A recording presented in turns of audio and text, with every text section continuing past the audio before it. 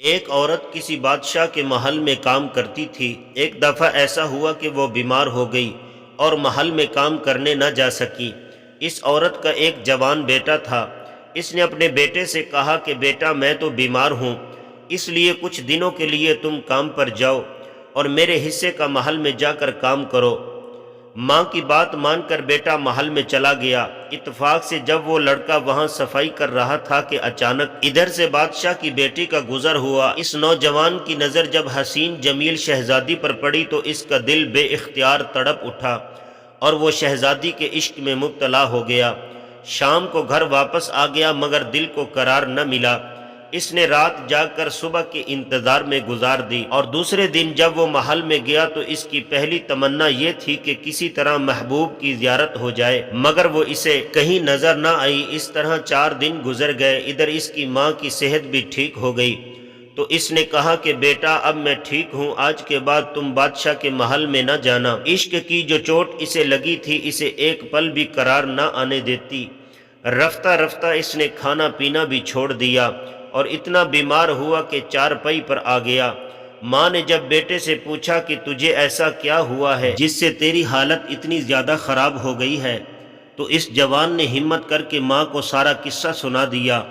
ماں بیٹے کی بات سن کر پریشان ہو گئی اور اسے سمجھایا کہ بیٹا، تو اپنی حیثیت سے کہیں بڑی خواہش کر بیٹھا ہے، بیٹا اسے بھول جاؤ، کہاں بادشاہ کی بیٹی اور کہاں ہم غریب لوگ۔ اس نے کہا کہ ماں، میں سب جانتا ہوں مگر میرے بس کی بات نہیں کہ میں اسے بھلا سکوں۔ اس کا عشق سچا تھا۔ ادھر شہزادی کے دل میں بھی کچھ جستجو پیدا ہوئی۔ دوسرے دن شہزادی نے لڑکے کی ماں سے پوچھ لیا کہ جب تم بیمار تھی تو ایک جوان جو محل میں صفائی کے لیے آتا تھا وہ کون تھا؟ تو ماں نے اسے بتا دیا کہ وہ میرا بیٹا تھا، اب وہ بہت بیمار ہے اور بستر پہ ہے۔ شہزادی نے پوچھا کہ کیوں؟ تو ماں نے کہا اگر جان کی امان ہو تو بتاؤں۔ شہزادی نے کہا ہاں، آپ بتائیے کہ اسے کیا ہوا ہے۔ ماں نے شہزادی کو سب سچ بتا دیا کہ وہ ایک نظر تجھے دیکھ کر تیرا عاشق ہو گیا تھا اور اس کی خواہش تھی کہ دوبارہ تجھے دیکھے، مگر تم اسے نظر نہیں آئی اور اب وہ موت کے قریب ہے۔ شہزادی نے جب یہ ساری بات سنی تو کہا کہ میں چاہوں بھی تو میں اس کی نہیں ہو سکتی، لیکن ہاں، میں کسی بھی طرح اس کی وہ خواہش پوری کر سکتی ہوں جو وہ چاہتا ہے۔ بس اسے گھر جا کر یہ کہہ دو کہ اپنا بھیس بدل کر شہر کے دروازے میں بیٹھ جائے اور اگر کوئی اسے کھانے پینے کو کچھ دے تو کھا لے، ورنہ بھوکا پیاسا بیٹھا رہے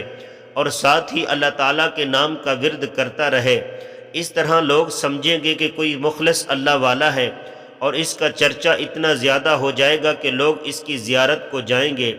اس طرح میں بھی اپنے باپ سے کہوں گی کہ شہر کے باہر ایک فقیر آیا ہے اور مجھے اس کی زیارت کے لیے جانے دیں، اس طریقے سے جا کر میں آپ کے بیٹے کی وہ خواہش پوری کر سکتی ہوں، شاید اسے قرار مل جائے اور وہ ٹھیک ہو جائے۔ لڑکے کی ماں نے ایسا ہی کیا اور اس کا بیٹا فقیر کا بھیس بدل کر شہر کے باہر جا کر بیٹھ گیا اور چند ہی دنوں میں اس کا چرچا سارے شہر میں ہو گیا اور لوگ اس کی زیارت کو آنے لگے۔ جب خبر محل تک پہنچی تو شہزادی نے بھی اپنے باپ سے عرض کی کہ مجھے بھی اس فقیر کی زیارت کرنے کی اجازت دیں۔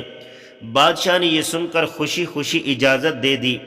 ادھر اس عاشق کے دل میں یہ خیال گزرا کہ میں نے تو اللہ والوں کا جھوٹا بیس بنایا ہوا ہے اور اتنی عزت اور اتنی زیادہ نعمتیں مل رہی ہیں کہ لوگ ادب سے میرے سامنے کھڑے ہیں، تو جو لوگ سچ میں اللہ کے ہو جاتے ہیں ان کو کیا مقام ملتا ہوگا۔ یہ سوچ سوچ کر صبح تک اس کی دنیا بدل چکی تھی اور وہ اللہ والا ہو چکا تھا۔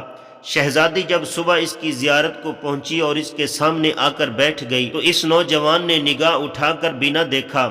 وہ بہت حیران ہوئی اور اس سے پوچھا کہ اب تو دیکھتا کیوں نہیں؟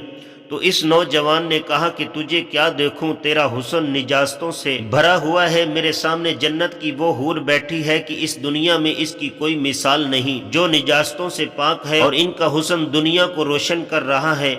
جب شہزادی نے یہ باتیں سنی تو آگے بڑھ کر اس کے منہ پر تماچا دے مارا اور کہنے لگی کہ میری وجہ سے تو یہاں تک پہنچا ہے جو تجھے نظر آ رہا ہے، اب مجھے بھی دکھا۔ اس نوجوان نے کہا کہ اگر تجھے بھی ایسی زندگی چاہیے تو دنیا چھوڑ کر میرے ساتھ بیٹھ جا۔ اس شہزادی نے بھی دنیا ترک کی، وہ نوجوان عارف بن گیا اور شہزادی عارفہ بن گئی۔ عشق حقیقی کی حقدار بس ذات خدا ہے۔ دوستو، اگر آپ کو یہ ویڈیو اچھی لگی ہے تو اسے لائک اور شیئر ضرور کر دیں۔ اللہ ہم سب کا حامی و ناصر ہو۔ السلام علیکم ورحمۃ ورحمۃ اللہ وبرکاتہ۔